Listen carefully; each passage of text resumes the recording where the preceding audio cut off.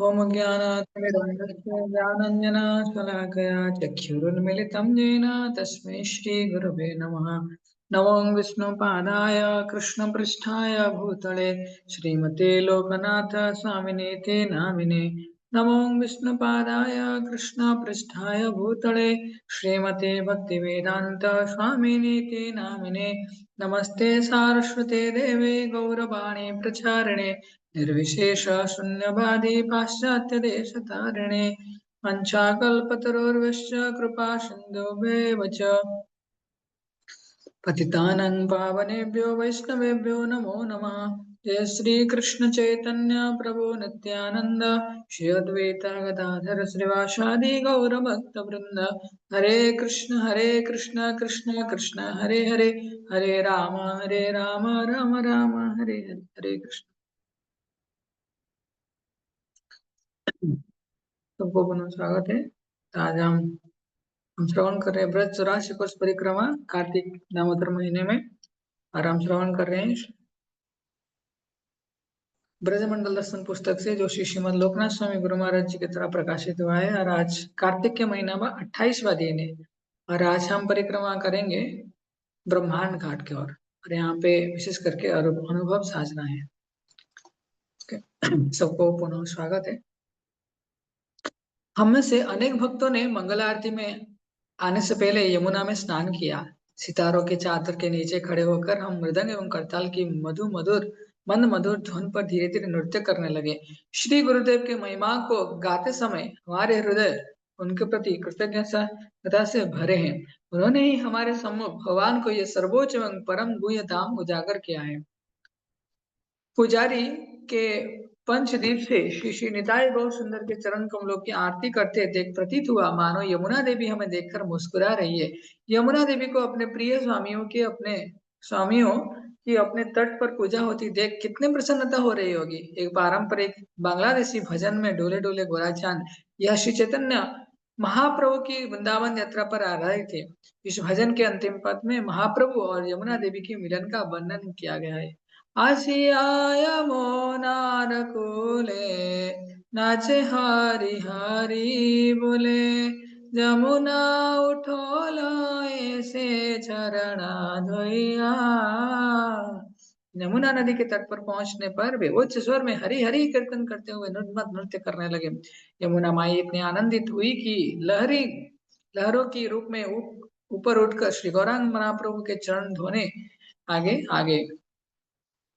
कदाचित एक दिन हमारी प्रार्थना सफल होगी और हम यमुना तट पर नृत्य कर कीर्तन कर रहे हैं श्री चैतन्य महाप्रभु के दर्शन कर सकेंगे। तब तक हमें तब तक हमें वर्ष प्रतिवर्ष श्री निताई गौर सुंदर तब तक हमें वर्ष प्रतिवर्ष श्री निताई गौर सुंदर के साथ ब्रजमंडल परिक्रमा करते हुए उनसे दिव्य दृष्टि प्रदान करने की याचना करनी है। उनकी कृपा से एक दिन हमारी इच्छा अवश्य पूरी होगी। मंगल आरती के बाद इष्ट देवदास ने घोषणा की, आज हम ब्रह्मांड घाट में ही निवास करेंगे। प्रत्येक वर्ष हम सब भक्त आज ही के दिन परिक्रमा पर हुए अपने अपने अनुभव साझते हैं कि किस प्रकार एक महीने वैष्णवों के निकट संग तथा धाम निवास करते हुए एक एक दूसरे की सेवा ने हमारे जीवन को प्रभावित किया है। वैष्णवों के साथ अपने इन अनुभवों को साझना अत्यंत महत्वपूर्ण है। कृपया इस अवसर का लाभ उठाएं और अपने अनुभव कहे एवं दूसरे के ध्यान पूर्वक सुने। प्रातःकालीन कथा एवं नाश्ता प्रसाद के बाद हम अपने पड़ाव की बगल में एक खाली स्थान पर एकत्र हुए। हमारे साथ श्री श्री निताई गौर सुंदर भी थे। एक एक भक्त सामने आकर अपने अनुभव एवं साक्षात्कार बताने लगे और हम ध्यान पूर्वक उन्हें सुनने लगे। प्राय सब ने अनुभव किया कि यद्यपि ब्रजमंडल परिक्रमा का जीवन इतना सरल नहीं था, परंतु आध्यात्मिक दृष्टि से यह यात्रा अत्यंत प्रेरणादायक एवं उत्साहवर्धक रही। जन्यवास प्रभु ने कहा कि बहुलाष्टमी के दिन श्रीमती राधा रानी की कृपा से राधा कुंड पर स्नान करते समय एक प्रसिद्ध श्लोक उनके मन में आया। दैवी ऐसा गुणमयी मम माया धरत्या, भगवद गीता 7.14। उन्होंने इस श्लोक से प्रति संबंधित अपना सुंदर साक्षात्कार हमें सुनाया। जो व्यक्ति श्रीमती राधा रानी के चरण कमलों को भूल जाता है, उसके लिए यह भौतिक जगत अत्यंत भयावह स्थान है। ऐसा इसलिए क्योंकि विस्मृति की उस स्थिति में वह परछाई को वास्तविक वस्तु मानकर बैठता है और अंततः दुख भोगने लगता है। यदि हम सदैव दिव्य युगल मूर्ति का स्मरण करने का प्रयास करेंगे, हम सुरक्षित रहेंगे। परिक्रमा के शुद्ध कार्य पहलू पर टिप्पणी करते हुए एक अन्य भक्त ने बोले, ब्रजमंडल परिक्रमा किसी भी भक्त के आध्यात्मिक स्वास्थ्य को जांचने की सही परीक्षा है। धाम के पवित्र वातावरण में हमारे अनर्थ एक सफेद चादर पर लगे काले दाग के समान स्पष्ट दिखाई देते हैं, क्योंकि धाम में हम चारों ओर कृष्ण से घिरे होते हैं। वहां हमें अपने अपराधों एवं विषय वासनाओं की धूल का किंचित लेस भी तुरंत दिखाई देने लगता। महावीर स्वामी कहते हैं, एक साधक होने के नाते हम कृष्ण को देखने का प्रयास नहीं करते, परंतु फिर भी हम उन्हें देखने की इच्छा भावना को गहराई से विकसित करना चाहते। हम भगवान के निकट आने के लिए पूरी तरह अयोग्य हैं, फिर उनके दर्शन करने, उसने उनसे बात करने या फिर उनके साथ खिलने की तो बात दूर ही है। गोस्वामीगण केवल कार्तिक के महीने में नहीं, अभी तो अपने पूरे जीवन भर ब्रजमंडल परिक्रमा करते रहे। वे प्रतिदिन भिन्न भिन्न वृक्ष के नीचे सोते, प्रत्येक महीना भिन्न वन में व्यतीत करते और वृंदावन में भ्रमण करते हुए प्रत्येक क्षण श्री कृष्ण प्रेम के दिव्य आनंद का रसास्वादन किया करते। वे यही पुकारा करते, कृष्ण कहाँ है? क्या वे यमुना पर है या गोवर्धन पर्वत पर? कहाँ है वे? मैं श्रील प्रभुपाद के अनुयायी एवं प्रभुपाद एवं वृंदावन के नित्य निवासियों से यही निवेदन करता हूँ कि किसी दिन मैं वृंदावन में एक धूल कण को समझ सकूं और मुझे गोकुल के सुंदर कल्प तरु बनों में पुनः श्री कृष्ण को खोजने का अविश्वसनीय सौभाग्य प्राप्त हो सके। शीतला शीतला माता ने ब्रजरज के संग में विकसित होने वाले वैष्णव गुणों के विषय में कहा, ब्रजमंडल परिक्रमा द्वारा हम अनेक व्यवहारिक भक्त महत्वपूर्ण पाठ सीख सकते हैं। यदि हम भक्तों के निकट संग में रहना चाहते हैं, तो हमें अपनी सहनशीलता एवं विनम्रता बढ़ानी होगी। हमें जैसे भी प्रसाद या भोजन मिले, यदि हम उसे कृतज्ञता भरे हृदय से स्वीकार करना चाहते हैं, तो हमें स्वयं को अपने शरीर से अनासक्त होकर रहना होगा।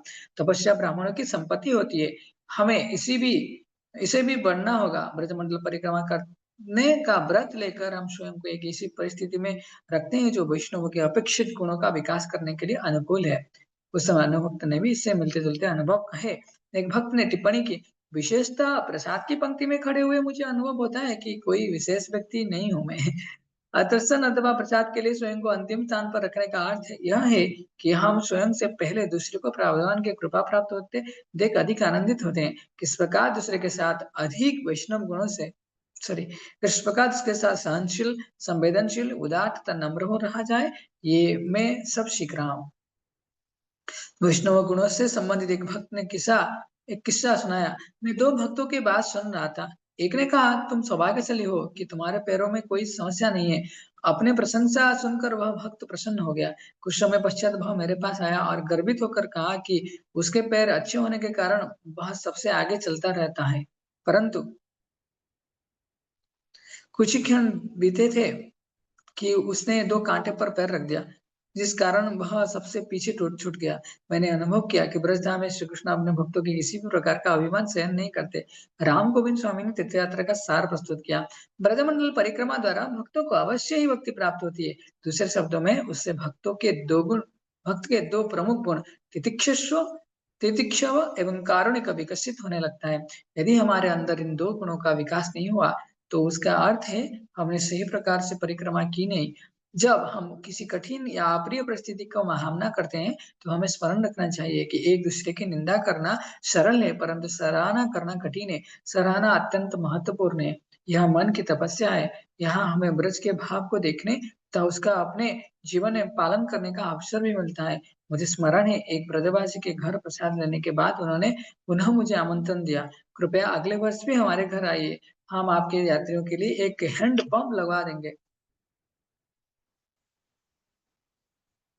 इस प्रकार का व्यवहार इनके लिए सहज है, परंतु हमें गंभीर प्रयास करते हुए इसे विकसित करना होगा। हमारे साथ बर्मा से आए लगभग 30 भक्त हैं और वे पहली बार हमारे साथ परिक्रमा पर आए। प्रतीत होता है कि परिक्रमा ने उनके हृदय पर गहरी छाप छोड़ दी। वे अत्यंत प्रसन्नचित है और उनकी सराहना हृदय स्पर्शी। हम अनेक वर्षों से चिंतामणि धाम का अनुभव करने की प्रतीक्षा कर रहे थे। पूरी परिक्रमा के दौरान हमें यही लगा कि हम एक बड़े परिवार के हिस्से हैं। यहाँ से जाते हुए हमें गहरा दुख हो रहा है। हम आपसे आशीर्वाद की याचना करते हैं, जिससे बारंबार यह परिक्रमा हम कर सके। ब्रज परिक्रमा से प्राप्त होने वाला आनंद अमृत अनंत है। हम मिलजुल कर कोई भी तपस्याओं तथा विकसित हुई घनिष्ठ मित्रों की मैत्री की स्मृतियों को सुख लेते हैं। मणिमंजरी दास कहती है कि वे अधिक अनुभवी वैष्णवों द्वारा प्रोत्साहन दिए जाने के कारण ये परिक्रमा पूरी कर सके। वे बताती है कि 3 सप्ताह पूर्व वे बीमार हो गई और उनकी दृढ़ता दुर्बल पड़ने लगी। परिक्रमा के वरिष्ठ भक्तों ने उन्हें प्रोत्साहन दिया कि वे अपने मन और शरीर से ऊपर उठकर यात्रा जारी रखें। प्रत्येक दिन अनेक लीलास्थलियों को देखने से परिक्रमा में उनकी रुचि बढ़ने लगी और शारीरिक दौर्बल्य होते हुए भी उन्होंने एक दिन भी परिक्रमा नहीं छोड़ी। अब वे चाहती है कि ब्रजमंडल परिक्रमा सदा सदा के लिए जारी रहे। थाईलैंड के बिमल कुंड दास बताते हैं कि किस प्रकार वरिष्ठ भक्तों के संग में उन्हें बहुत कुछ सीखने के अवसर प्राप्त हुआ। कुछ वर्ष पूर्व परिक्रमा पर राधारमण स्वामी अपने एक सहयोग के साथ एक कुंड पर स्नान करने आए। उसी समय एक बंगाली माताजी भी स्नान के लिए कुंड पर आई। इस दुविधाजनक स्थिति को देखकर महाराज के सहयोगी भक्त ने इस प्रकार उस माताजी को वहां से चले जाने के लिए कहा कि महाराज को इसका बिल्कुल पता नहीं चला। परंतु जब महाराज को पता चला कि उनके कारण उस माताजी को वहां से जाना पड़ा, तो उन्हें बहुत बुरा लगा। वे पूरे प्रकरण में अपना दोष देखने लगे। वे उस माताजी से क्षमा मांगना चाहते थे, परंतु उस परिक्रमा के दौरान उन्हें उसका अवसर नहीं मिल पाया। 6 वर्ष पश्चात वह माताजी पुनः परिक्रमा पर आई और उस समय महाराज ने सब भक्तों के सामने उससे क्षमा मांगी। इस घटना ने मेरा हृदय परिवर्तित कर दिया। मैं यह देखकर विस्मित रह गया कि यद्यपि एक दृष्टि से इसमें महाराज का कोई दोष नहीं था, तथापि उन्होंने अपने हृदय से क्षमा मांगी। दूसरी ओर हम न जाने कितने अपराध करते हैं और क्षमा मांगना तो हमें अपने किए पर पश्चाताप भी नहीं होता। अपने बैठक के पहले सत्र के बाद हमने थोड़ा विश्राम और फिर यमुना स्नान करके बाद में एक दूसरे से साथ बैठकर थोड़ा समय व्यतीत किया। कुछ भक्त तैर कर यमुना के उस पार चले गए और कुछ ने नौकाओं द्वारा यात्रा की और कुछ ब्रह्मांड घाटों के तट पर बैठकर चिंतन मगन मनन करने लगे। इस्कॉन भक्तों को ब्रह्मांड घाट से विशेष लगाव है क्योंकि श्रील प्रभुपाद ने इस स्थान पर अपने शिष्यों के साथ स्नान किया था। हरि बोल। तब प्रभुपाद भक्तों को उस यमुना के उस तट पर ले गए जहाँ भगवान कृष्ण ने अपने मुख में यशोदा माता को समग्र सृष्टि के दर्शन करवाए थे।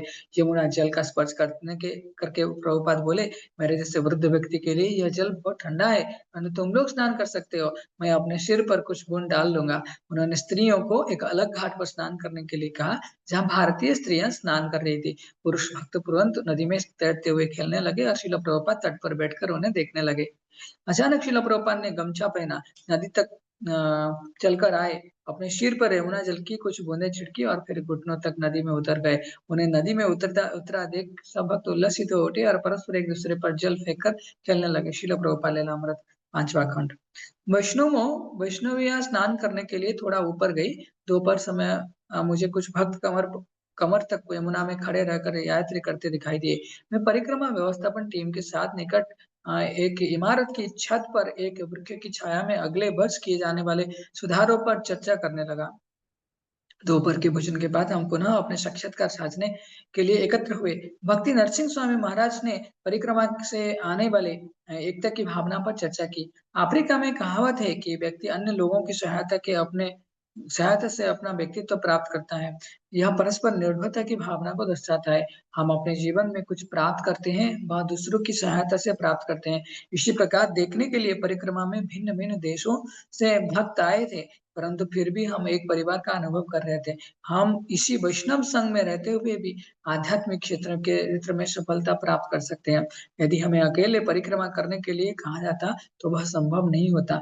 ब्रजभूमि चिंतामणि धाम है, यहाँ चमत्कारों का कोई अभाव नहीं है। सिकंदराबाद के निष्किंचन दास पिछले 7 वर्षों से परिक्रमा कर रहे हैं। अपनी पहली परिक्रमा का स्मरण करते हुए उन्होंने कहा, यह उन दिनों की बात है जब मैं ब्रह्मचारी था। एक समय में बहुत बीमार हो गया। मैं पानी का गिलास भी नहीं उठा पाता था, परंतु फिर भी मैंने ब्रजमंडल परिक्रमा पर आने का निश्चय किया। वह मेरी पहली परिक्रमा थी और अपने खराब स्वास्थ्य के कारण मुझे विश्वास नहीं था कि मैं पहले दिन भी चल पाऊंगा, परंतु अपने गुरु महाराज के आशीर्वाद के से थे तथा भक्तों के संग में जब कीर्तन करने से उसमें एक अद्भुत शक्ति का संचार हुआ और मैं चलने लगा। वास्तव में दूसरे दिन बिरला मंदिर तक चलना ही मेरे लिए एक बड़ी उपलब्धि थी। चलते हुए मैं पसीने से तर-बतर हो जाता और वातावरण के साथ तालमेल बैठाने में मुझे 4 दिन लग गए, परंतु 10वें दिन बद्रीनाथ पहुंचने तक मैं पूरी तरह स्वस्थ एवं तंदुरुस्त था। परिक्रमा पर आने से पहले मैं पुस्तक वितरण करना चाहता था, परंतु अपने खराब स्वास्थ्य के कारण नहीं कर सका। ब्रजमंडल परिक्रमा के बाद मेरा शरीर पुनः स्वस्थ हो गया और मैंने स्वयं को पूरी तरह पुस्तक वितरण के प्रति समर्पित कर दिया। और आज भी मुझे इस सेवा का सौभाग्य प्राप्त हो रहा है।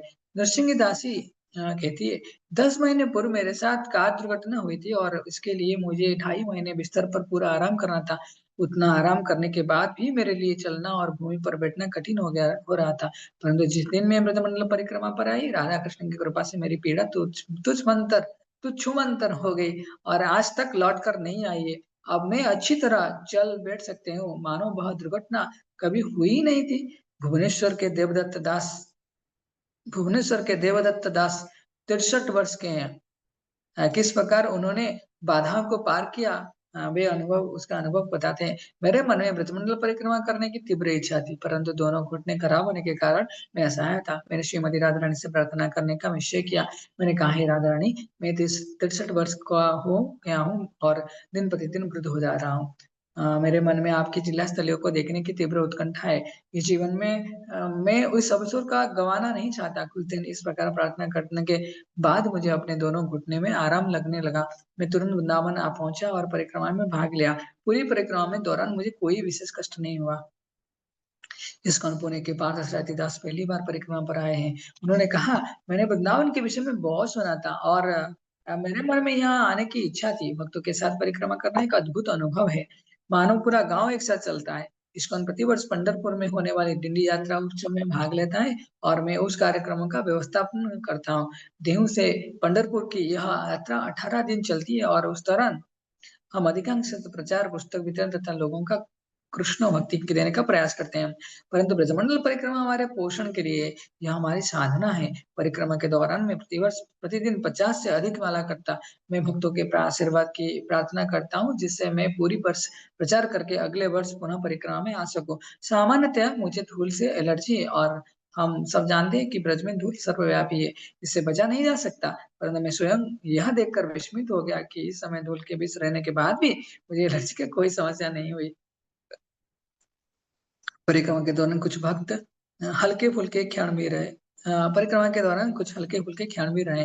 परिक्रमा कर भक्त मार्ग में आने वाले प्रत्येक मंदिर, कुंड आदि में दर्शन करके पूरा लाभ लेना चाहते थे। मुझे स्मरण है, संकेत पहुंचने से थोड़ा पहले कुछ पुरुष भक्त लघु शंका करने के लिए सड़क के किनारे बने एक अहाते के भीतर गए। पीछे से आ रही एक माता जी ने उत्साहपूर्वक मुझसे पूछा, क्या यहाँ भीतर कोई दर्शन है? मैंने तुरंत उत्तर दिया, नहीं नहीं, ये लोग तो शौच के लिए गए हैं। अनेक भक्त अपनी दैनिक साधना के लिए नवीन उत्साह एवं दृढ़ता का अनुभव करके ब्रजमंडल परिक्रमा से लौट रहे हैं। इस विषय इस विषय में ये कुछ गिने चुने कथन है जो भक्तों ने हमसे कहा। भक्तों के संग के कारण हमें परिक्रमा के दौरान आने वाली असुविधाओं को भान नहीं हो पाता। कठिनाइयों एवं तपस्याओं के बावजूद हमें एक दूसरे से दृढ़ता पूर्वक अपनी साधना करते रहने का प्रयास प्रोत्साहन मिलता है। घर पर रहते हुए मंगल आरती के लिए उठना कठिन है, परंतु परिक्रमा पर यह अत्यंत सरल है। घर लौट कर भी मैं इसका पालन करने का प्रयास करूंगा। परिक्रमा पर आने के बाद मैंने अपना जप सुधारने का निश्चय किया है। अब तक मेरी माला रात्रि 8 साढ़े 8 बजे तक पूरी होती थी, परंतु अब मैं प्रातः 7 बजे तक करने का प्रयास करूंगा। परिक्रमा पर यदि प्रातःकालीन या सायंकालीन कार्यक्रम का कोई भाग छूट जाता तो मुझे बहुत दुख होता, मानो मेरी कोई बहुमूल्य संपत्ति खो गई हो। मैंने प्रत्येक कार्यक्रम में पूरी तरह भाग लेने का प्रयास किया, परंतु यदि कोई कार्यक्रम छूट जाता तो मुझे बुरा लगता। मैं पहले भी जप करता था, परंतु गंभीरतापूर्वक नहीं। परिक्रमा में भाग लेने तथा हरिनाम की महिमा सुनने के बाद मैं पहले से कहीं अधिक गंभीरता एवं ध्यानपूर्वक जप करने लगता हूँ। परिक्रमा पर आने से पहले मैं 8 माला जप करता था, परंतु अब मैंने 16 माला जप आरंभ कर दिया। हरि बोल। किस प्रकार ब्रज के वातावरण तथा ब्रजवासियों की भावनाओं ने भक्तों को प्रभावित किया, कुछ भक्त के उद्गार में यह भी सुनने को मिला। फ्रांस के भक्त गदाधर दास परिक्रमा के अंतिम दिनों में आए। वे कहते हैं, चाहे किसी व्यक्ति को भगवान श्री कृष्ण अथवा उनकी लीला का गहरा ज्ञान न हो, परंतु फिर भी श्री भगवान कृष्ण उसकी सहायता करते हैं और पग पग बढ़ता यह आगे बढ़ाता है। ब्रज के ये गांव देखने में साधारण गांव दिखते हैं, परंतु ये साधारण नहीं है, क्योंकि यहाँ आने के बाद हम शक्ति का अनुभव करते हैं और यहाँ से लौटना नहीं चाहता है। बांग्लादेश के कृष्ण कीर्तन दास कहते हैं, हम बांग्लादेश में रहते एवं प्रचार करते हैं, जो प्रमुख एक इस्लामी देश है। वहाँ यदि हम किसी को फोन करते तो अधिकांशतः आपको दूसरी ओर से सलाम वालेकुम सुनाई पड़ता है, परंतु यहाँ ब्रज में कोई बार मुसलमान भी राधे राधे कहकर आपका स्वागत करते हैं। अनेक भक्तों को ब्रजवासियों की सरल भावना स्पर्श कर गई। यहाँ प्रस्तुत है हम उसमें से कुछ भक्तों के अनुभव के उद्बोधन। दाऊ जी जाते समय हमें गाँव में पहुँचे जहाँ के निवासियों ने प्रेम पूर्वक हमारा स्वागत किया। उस दिन एकादशी थी और उन्होंने हमारे लिए एकादशी प्रसाद बनाया था। हमारे मन में प्रसाद के लिए ठहरने का कोई विचार नहीं था, परंतु वे ब्रजवासी बार-बार हमसे ठहरने एवं प्रसाद ग्रहण करने का आग्रह करने लगे। वास्तव में वे घंटों से हमारे राह देख रहे थे। ब्रजवासियों की भक्ति अत्यंत निष्कपट तथा स्नेहिल है। शहर के लोग आपको एक गिलास पानी देने में हिचकिचाते हैं, परंतु ये ब्रजवासी आपको अपने घर बुलाते हैं, आपका स्वागत करके बैठाते हैं, आपको खिलाते-पिलाते हैं और आपको अपने घर में घर के सदस्य जैसा मानते हैं। वे आपके ठहरने के लिए अपना घर तक खाली करने को तैयार रहते हैं। जो परिक्रमा दल भांडेर बन पहुँचता तो हमारे सामान तंबुओं से बहुत दूर रखा था। हुँ, हमारे ब्रजभाषी पहरेदार ने मेरा सामान उठाकर मेरे तम्बू के पास रखा और फिर मुझे 2 बाल्टी पानी भी लाकर दिया। मैंने उससे कुछ पैसे देने चाहे, परंतु उसने स्पष्ट मना कर दिया। इतना ही नहीं, वह मुझसे कुछ और सेवा के लिए पूछने लगा। मैं ब्रजभाषियों की नम्रता तथा सेवा भावना देखकर विस्मित रह गया। हम उनसे कितना कुछ सीख सकते हैं। भांडीर बन जाते समय मेरे पैर में काँटा चुभ गया और इसलिए मुझे रुकना पड़ा। मैं एक बड़े काँटे से उस काँटे को निकालने का प्रयास कर रहा था। तभी एक ब्रजवासी वहाँ आए और मुझसे पूछने लगे कि क्या हुआ? मैंने उन्हें पूरी बात बताई और वे तुरंत मेरा काँटा निकालने के लिए तैयार हो गए। मैंने कहा, "नहीं, तुम ब्रजवासी हो, मैं तुमसे कोई सेवा कैसे ले सकता हूँ? मुझे अच्छा नहीं लगता।" परंतु वे नहीं माने और मेरा काँटा निकाल दिया। परिक्रमा के दौरान उनके अनेक बार हमारे दल को खेतों के बीच से गुज़रना पड़ा। ऐसे ही एक समय जब हम खेत से गुज़र रहे थे, एक परिक्रमा भक्त ने ऊँचे स्वर में सब भक्तों के निवेदन किया कि वे खेत के बीच से न चलें क्योंकि इसमें फसल खराब होने का खतरा है। खेत में बैठे किसानों ने उनकी आवाज़ सुन ली। वह तुरंत वहाँ आया और बोला, "नहीं, नहीं, यदि भक्त मेरे खेत से गुज़रेंगे तो मेरी फसल और अधिक सफल होगी।" हरि बोल। पंकजंघ्रि प्रभु ने परिक्रमा आयोजकों तथा पूरी परिक्रमा की प्रशंसा की। यह दक्ष प्रबंधन है। प्रतिदिन 1000 से अधिक लोगों को एक स्थान से दूसरे स्थान पर ले जाना इतना सरल नहीं है। बहुत-बहुत धन्यवाद। मेरे लिए परिक्रमा का अनुभव अत्यंत अनोखा रहा। यहाँ की रज कुछ विशेष है। यदि आप प्रतिदिन यहाँ आते हैं और संध्या समय घर जाकर स्नान करते हैं, तो आपके ऊपर लगी धूल धुल जाएगी। परंतु जब आप दिन-रात यहीं रहते हैं, तो यह रज़ आपको छोड़ेगी नहीं। यहाँ तक कि स्नान करने के बाद भी आप इसका अनुभव करेंगे। हमने ब्रज-रज की महिमाओं सुनी थी, परंतु अब स्वयं उसका प्रत्यक्ष अनुभव किया है। मिथ्या अहंकार को नष्ट करने के लिए तपस्या आवश्यक है। व्यक्ति को चाहिए कि वह धाम में आए, यहाँ की रज में लौटे और अपने मिथ्या अहंकार को यहीं छोड़कर यहाँ से कृपा की याचना करते हुए वापस जाएँ। हम श्री कृष्ण से भिक्षा माँग रहे हैं कि वे हमें अपने दर्शनों से कृतार्थ करें। तपस्याओं के बिना आप समझ नहीं पाएँगे श्री कृष्ण अपने धाम से अभिन्न है। एक बार तपस्याओं को स्वीकार करने के बाद हमें अन्य विषयों की चिंता नहीं रहती। जैसे आज कितना चलना है, कितना समय लगेगा, प्रसाद कब होगा इत्यादि। हम पूरी तरह समर्पित हो जाते। उस समय हम केवल एक वस्तु की अपेक्षा कर सकते, श्री कृष्ण की कृपा। ब्रजवासी सहज ही कृष्ण से प्रेम करते। उनके कोई गुरु नहीं है, श्री कृष्ण ही उनके गुरु हैं। आप देख सकते हो, वे हमें देखकर कितने प्रसन्न होते हैं। उन्हें वृंदावन पर गर्व है। हमें देखकर वे सोचते हैं, ये लोग हमारे राधा कृष्ण को देखने आए हैं। हम अपने प्रचार के लिए प्रसिद्ध हैं। हम लोगों से हरे कृष्ण कहने कहने के लिए कहते हैं। परंतु यहाँ बच्चे आकर हमें राधे-राधे बाबा कहते हैं, वे हमें प्रेरणा देते हैं। पिछले वर्ष परिक्रमा के दौरान एक ब्रजवासी ने मुझसे कहा कि राधा का नाम कृष्ण के नाम से अधिक शक्तिशाली है। वे बोले, "यदि आप कृष्ण का नाम लेते हैं, तो वे आए या न आए कहा नहीं जा सकता, परंतु यदि आप राधा का नाम लेते हैं, तो उन्हें आना ही पड़ेगा।" मुझे लगता है कि ब्रजमंडल परिक्रमा को इस्कॉन में 5वां नियम बना देना चाहिए। हरि बोल! किस प्रकार मुसलमान मक्का जाते हैं, उसी प्रकार प्रत्येक भक्त को 1 महीने ब्रज में रहकर परिक्रमा करनी चाहिए। हमारी इतनी अच्छी देखभाल करने के लिए धन्यवाद। हमारे एक परिक्रमा व्यवस्थापक साक्षी श्याम दास पर्दे के पीछे रहकर कार्य करने के अनुभव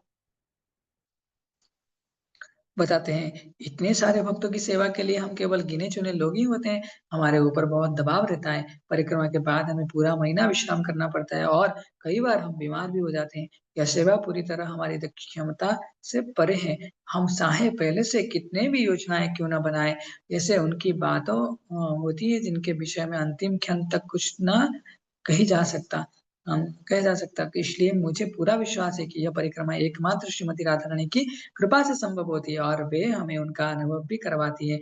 वे ही व्यवस्थापिका है, वृंदावन की राजराजेश्वरी है। उन्हीं की अध्यक्षता में नम्रता पूर्वक केवल भक्तों की सेवा का प्रयास करते हैं। पूरी तरह ध्यान में मग्न तथा पिछले महीने की गतिविधियों पर चिंतन करते हुए हमारे तो यही कामना है कि यह परिक्रमा सदा सदा जारी रहे। परंतु हमारे कुछ और भी कर्तव्य है, अपने क्षेत्रों में लौटकर हमें अपनी सेवाओं को संभालना है। गौरंग, अपने फिर भी हमारा लक्ष्य है कि हमें आनंद धाम वृंदावन का स्मरण करना है और श्री कृष्ण को प्राप्त करने की अपनी उत्कंठा को पोषना है। प्रार्थना है कि एक दिन वृंदावन में भ्रमण करते करते हमारे भगवान श्री कृष्ण एवं अपने परिकरों से भेंट हो जाए। आशा करते हैं कि वह दिन दूर नहीं। हरे कृष्ण। श्री श्रीमद लोकनाथ स्वामी गुरु महाराज की जय। जगत गुरु शील प्रभुपाद की जय। ब्रह्मंडल हसन की जय। समस्त भक्त वृंद की जय। कार्तिक दामोदर व्रत की जय। जय गौर प्रमाण हरि हरि बोल। हरे कृष्ण।